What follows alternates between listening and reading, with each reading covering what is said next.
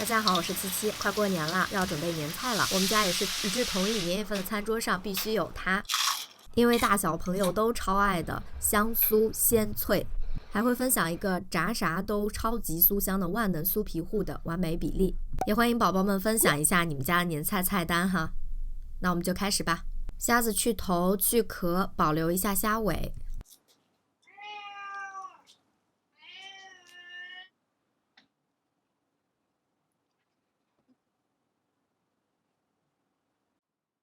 雪宝，为了吃虾真的超卖力的，是不是猫咪都超爱吃虾的呀？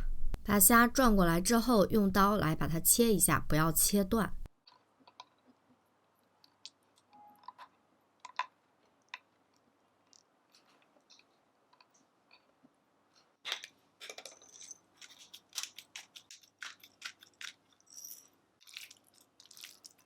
接着就来调一个万能的酥炸糊，尽量用冰水，这样炸出来会更加的脆。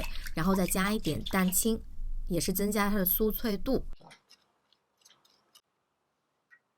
接着就把虾蘸一点干淀粉，裹上酥皮糊，大概60%左右的油温就可以下锅炸了。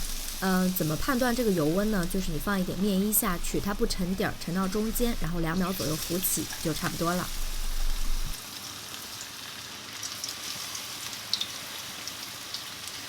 再撒一些酥皮糊，让它挂到这个虾上面去。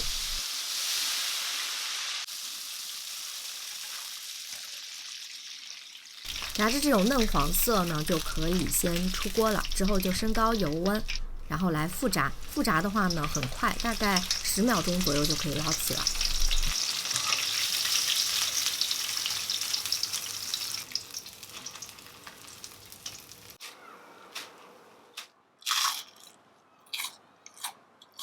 超级的酥脆鲜香，也希望你们会喜欢。那我们就下期见吧，拜拜。